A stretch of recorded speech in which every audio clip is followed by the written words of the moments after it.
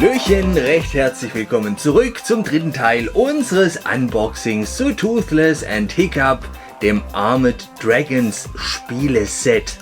Yay, Rupi hier. Na, dann kann's ja losgehen. So, im ersten Teil haben wir uns schon hier diese Rüstungssachen angeschaut. Ja, der Helm von Onezan, der Rückenaufsatz und diese 4, kommt her, kleinen Beinschienen, Beinschutz, Gedöns, Rüstungsteile. So, und ich bin mir immer noch nicht sicher, aus welchem Material dieses Zeug hier ist. Ja, denn ich weiß es nicht. Sind's Knochen? Ist es Gronkel, Eisen?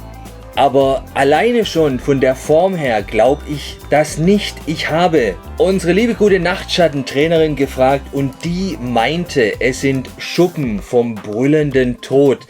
Und so sieht es eigentlich auch aus, wenn ihr mich fragt. Es sieht tatsächlich aus wie die Spitzenschuppen vom brüllenden Tod.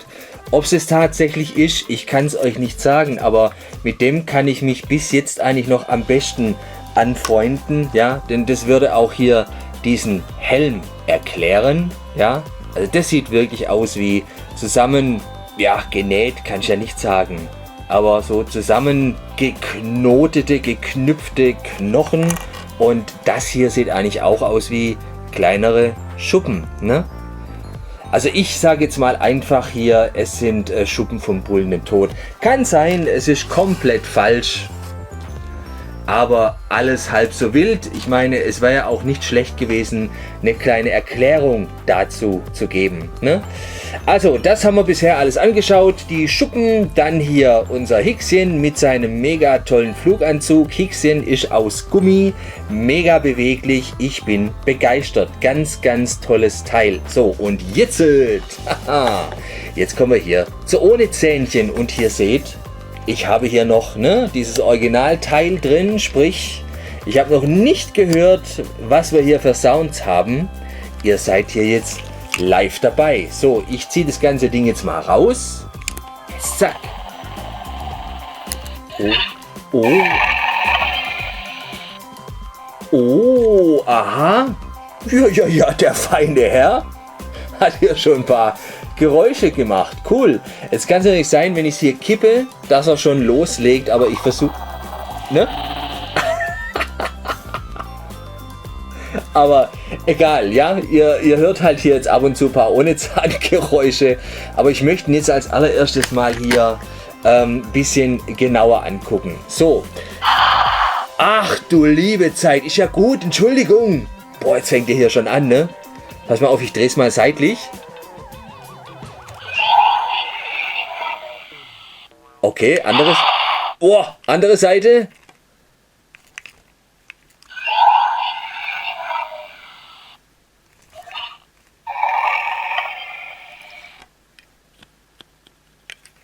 Ja, da hört man halt. Jesus Gott. Der hört gar nicht mehr auf, ne? Kann man ausschalten? Ja, kann man ausschalten. Wow, hier ist ein An- und Ausschaltknopf. Ja, wie geil ist das denn? Mach ich. Zack, aus. Halt die Klappe, Oni. Gut, nichts mehr tut. Nee, kann ich jetzt nicht gebrauchen. Wenn ich rede, dann rede ich. Ja, ne, hier kannst mich in schlecken. Wer hat das gesagt? Oni. Was ich jetzt gerade gesehen habe, ist, er kann den Kopf bewegen. Sehr schön. Ihr könnt den Kopf ein bisschen nach links und nach rechts drehen. Das finde ich super. Maul öffnet ihr, indem ihr einfach hier hinten drauf drückt. Wunderbar. Die Beine, er hat 4, ne? Toll. Ja, muss man wissen. Könnt ihr halt so ein bisschen bewegen. Ja, hier so ziemlich hoch und ein bisschen zurück. Bei den Hinterbeinen, ja, ne? Einfach nur ein bisschen zurück. Nach vorne geht hier nicht viel. Auf dieser Seite genauso. Hier könnt ihr es ziemlich hoch drücken. Aber nach hinten nicht wirklich sehr und bei den Hinterbeinen wieder eher nach hinten. Alles klar. Also ihr könnt auf jeden Fall so hinbiegen, dass es aussieht, als ob er fliegt. Das ist ja wenigstens auch schon was. Gut. Gleich eins zu den Beinen. Sie sind definitiv zu kurz. Ja, ich glaube, das sieht jeder, der dieses Modell hier in die Hand nimmt. Also die müssten mindestens doppelt so lang sein und die wirken halt hier schon ein bisschen arg klein. Vor allem die Hinterbeine, guckt euch das mal an, die sind winzigst. Er hat ein ziemlich massiges Körperchen in diesem Modell, einen extrem dicken Schweifansatz hier, ja. Also das ist schon heftig und dafür sind so gesehen die Flügelchen zu klein. Die können da nach unten klappen, ja, so sieht es aus. Und ja, ihr seht es ja, also wenn ich es jetzt so hinhalte, normalerweise wären die Flügel zu klein, aber es passt, es ist schon absolut okay. Das ist nicht wirklich störend und fällt eigentlich auch nicht weiter auf. Dann seht ihr hier, dass die Flügel nochmal extra hier befestigt sind an diesem Scharnier und hier ist irgendwie so ein eckiges Teil. Das ist jetzt natürlich wieder weniger schön, sieht sehr mechanischer aus. Sehr gefällt mir aber dann hier die Beschaffenheit von dem Flügel, dieses Ledrige. Das haben sie klasse gemacht. Vor allem auch hier schön der Flügelarm, der Ansatz, der sieht richtig schön kräftig aus, das gefällt mir richtig gut. Das sieht halt auch wirklich aus wie ein Gelenk, ne? Dann geht es hier hoch, hier wird es nochmal ein bisschen breiter, auch sehr schön und von hier aus gehen dann die Flügelrippen nach hinten weg. Jawohl, also es geht doch. Ich finde, jetzt mal abgesehen von diesem Scharnierteil und diesem Eckchen, wo es angesetzt wurde, so sieht es von hinten aus, ja, das ist auch nicht Welle Wahnsinn. Man sieht hier irgendwie, keine Ahnung, so Noppen, die ineinander gehen. Man meinte, das wäre noch irgendwie so eine extra Mechanik, damit sich hier irgendwie was automatisch bewegt, was es aber nicht tut. Ja, aber halb so wild sollte man sich nicht von stören lassen. Auch hier unten, ne, Flügel mit dieser ja, lederartigen Beschaffenheit versehen. Das gefällt mir wirklich sehr gut. Die Flügel sind auch nicht bolzgerade, sondern wellen sich ganz leicht. Wirklich ganz leicht. Das ist okay. Man sieht hier so ein paar... Soll ich Schmierer sagen? Kann man da Schmierer sagen? Ihr seht es vielleicht. Ne? Es gibt so 3-4 Stellen, die glänzen hier extrem. Das sieht irgendwie so aus wie, ja, wie Öl, wo hier ausgetreten ist. Keine Ahnung, aus diesem Kunststoff. Ne? Kennt ihr ja von verschiedenen anderen Figuren. Aber ist okay, stört nicht wirklich. Schöne Flügel, wenn ihr mich fragt. Klasse gemacht. Dann hier auch die hinteren, die kleinen Flügelchen, ich sage immer Afterflügel dazu, wo ihr auch nochmal diese ledrige Struktur hier erkennt. Ja, auch sehr schön die Flügelrippen zu sehen. Von der anderen Seite sieht es genauso aus. Wunderbar, ich bin begeistert von diesem An- und Ausschaltknopf, das kann ich euch sagen. Mega cool. Gut, und wenn wir hier schon sind, dann haben wir hier die Schraube, wo man dieses Batteriefach öffnen kann. Und ich sehe hier schon, ja, definitiv, hier sind diese kleinen, runden Knopfbatterien drin. Hier kommen wieder 2 Schrauben und hier haben wir auch die Lautsprecheröffnung für die ganzen Töne hier. Gleichzeitig sehen wir hier auch noch den Stempel 2016 DreamWorks Animation LLC, alles klar. So, die Füßchen wurden unten nicht mehr extra modelliert, dafür hat man aber wunderbarerweise die tollen Schuppen hier nicht vergessen, genauso wie hier vorne die kleinen Stacheln an der Hinterseite der Füße. Hier vorne haben wir die Schuppen drauf, die wir allerdings nicht wirklich sehen, wenn wir die Panzerung drauf machen. So. Die Schrauben stören hier jetzt nicht wirklich, weil sie tatsächlich komplett an der Unterseite sind. 1, 2, 3, 4 Schrauben. Hier hinten haben wir auch noch eine. Schuppenstruktur an sich von ohne Zahn sieht man hier ein klein bisschen an den Kopf. Geht hier ein bisschen weiter über den Körper und am Schweif sieht man das auch wieder. Jawohl. Auf der Oberseite sieht es ein bisschen anders aus. Da wurden die Schuppen kräftiger modelliert. Das sieht man hier sehr schön. Auch der Rückenkamm, klasse. Hier haben wir übrigens auch diesen auslösenden Knopf, der jetzt nicht funktioniert, da ich es ausgeschaltet habe. Aber wenn man da drauf drückt, ertönen dann verschiedene Sounds, denke ich mir. Wir werden es ja gleich sehen. Ne? Der Kopf von ohne Zahn ist halt wirklich typisch, wie man schon so oft in so vielen Modellen von Spin Master gesehen hat. Ja, Hier wieder dieses Federgelenk drin, wo ihr dann den Kopf hier öffnen und bewegen könnt. Die Augen, übrigens zu den Augen möchte ich auch mal was sagen. Gut, man hat hier wieder die Türkisfarbe genommen. Das ist halt einfach ein Druck oder ein Stempel, was man hier drauf gemacht hat und fertig. Meiner Meinung nach wären die Augen von ohne Zahn, auf die ja viele total abfahren, viel schöner und vor allem lebendiger, wenn man sie noch mit Lack bestreichen würde, damit da ein bisschen Glanz drin wäre. Oder man setzt Kunststoffaugen ein. Ja, die findet man mittlerweile bei den billigsten Figuren und die wirken erstaunlich lebendig und echt und sehen wirklich wunderschön aus. Ne? Also das mal hier, viele Grüße an Spin Master. Falls es irgendjemand von euch hört, ich kann mir es ja nicht vorstellen, aber bitte, probiert's mal aus. Also wenn man solche Augen in die billigsten, kleinsten Figürchen einsetzen kann, why not hier bei ohne Zahn? Der würde richtig hammermäßig aussehen. Das garantiere ich euch. Garantiert. Okay? Also das dazu. Und ja, wie schon gesagt, durch den Kopf, durch die Form, durch die Haltung, die kurzen Beinchen und halt auch die Flügel, habt ihr halt hier immer so eine Art Déjà-vu, ja, als ob ihr die schon 10.000 Mal ausgepackt habt. Zumindest geht's halt mir so, ne? So, man findet hier natürlich keinen Sattel, weil ja eben dieses Knochenteil hier drauf kommt. Hier ist auch die Riesenaussparung für die Schraube hier. Aber man hat hier die Lederriemen braun bemalt, die hier auch um den Kopf rumgehen und hier bis zum Vorderfuß. Aber das war's, ne? Hier noch ein bisschen braun bemalt. Aber nur dieses Eckchen, nur dieses Viertel vom Kreis. Hier ist nichts mehr. Null. Warum hat man das denn schwarz gelassen? Mensch, da kannst du doch dann wenigstens braun hier drumherum malen. Oder halt auch noch Silber dazu nehmen. Und vor allem hier, die ganzen Lederstriemen, komplett schwarz gelassen. Hier geht's weiter, hier oben. Und hier unten. Mann, warum bemalt man sowas nicht? Hier geht's auch noch mal rum. Das verstehe ich nicht. Warum lässt man das schwarz? Das ist doch schade. Das wären viel schönere Figuren. Doppelt und dreifach so schön. Menschenskinder. Ja, hier. Was hilft's, wenn ich mich aufrege, ne? Ja, auf jeden Fall hier die Stacheln gehen hier auch am Rand wieder entlang. Hier das Schwanzteil mit dem Totenkopf wieder drauf. Hier haben sie übrigens ja nicht diese lederne Struktur drin. Hier ist relativ glatt. Ne? Hier unten ja ein bisschen gewölbt, aber hat nichts mit dieser Lederstruktur hier zu tun.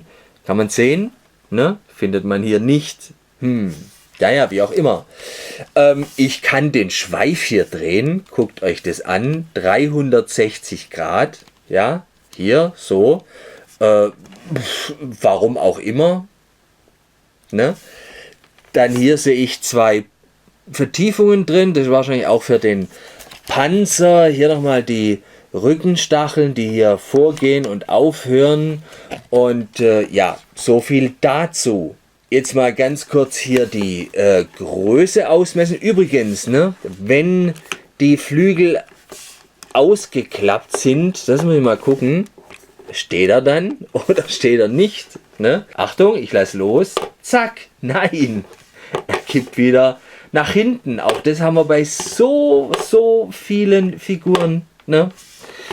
Ja, ich mache die Flügel mal nach oben und auch hier, er kippt nach hinten. So, die Flügel komplett nach unten, dass sie den Boden berühren. Moment. Hier richtig gerade hinmachen. So, steht er dann. Wahnsinn, dann steht er. Wenn die Flügel hier auf dem Boden auftippen, dann steht ohne Zahn. Tatsächlich, und der Schweif hier steht ein bisschen in die Luft. Okay, sieht trotzdem gut aus, muss ich sagen.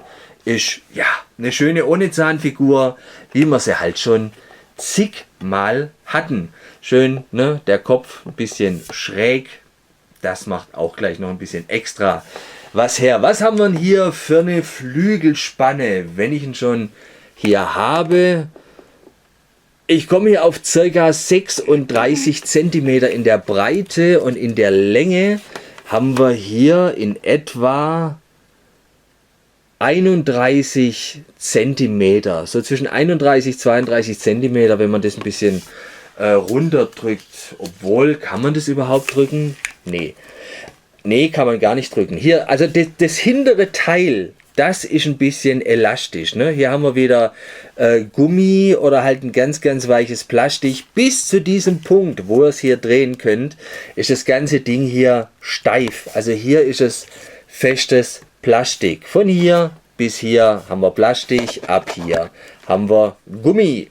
Ne? So sieht's aus. So.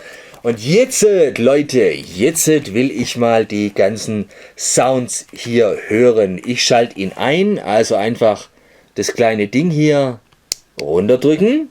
Wahrscheinlich legt er auch gleich los. Okay. Also immer wenn ich es einschalte, macht er so, ja, so wie eine Katze, ne? Er schnurrt halt ein bisschen. Achtung, mal kippen. Okay. Ja, er schnurrt ein bisschen. Ah, okay. Dann mal nach vorne. Tut sich nichts. Nach hinten auch nichts. Auf die Seite. Okay, wieder auf die Seite. Kann man es eigentlich hören? Okay, ich halte es jetzt mal ganz nah vor die Kamera, nehme die ganzen Geräusche mal auf hier. Also einmal kippen. Nochmal.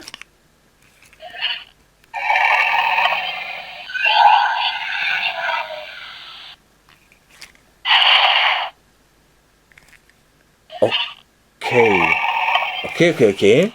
Das ist so per Zufallsprinzip, wie er macht. Ne? Also er hat dieses Fauchen, dieses ganz laute und dieses ja, Schnurren, Knurren hört sich für mich aber auch an, als ob das zwei verschiedene Knurren wären. Also ich höre jetzt eigentlich schon 3 verschiedene Soundfiles. Sowohl dieses Fauchen, dieses laute Fauchen und diese 2 komischen Geknurrgedings-Dinger. Ich drehe noch ein paar Mal.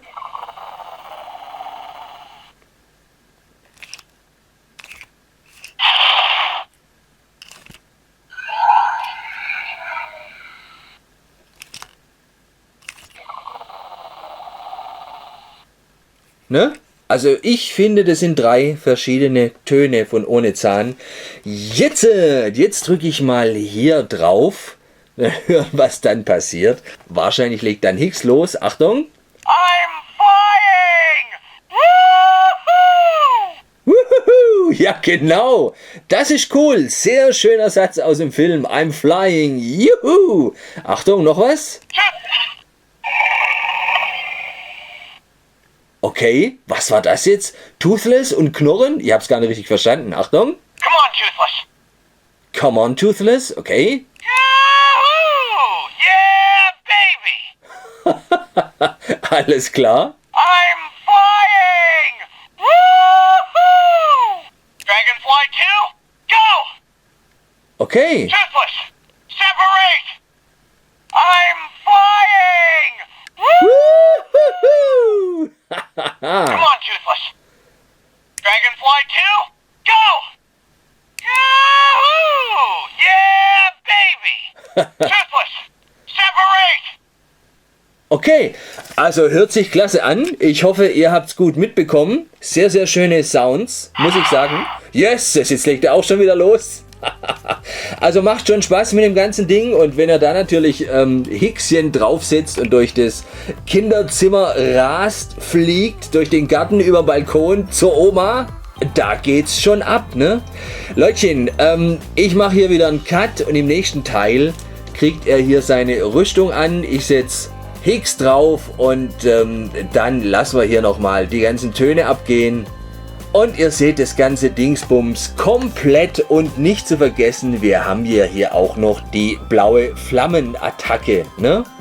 Also das alles im 4. und hoffentlich vielleicht auch im letzten Video von diesem Unboxing. Ich sage ciao, tschüss, winke, winke, bis dann, euer Rupi, yay!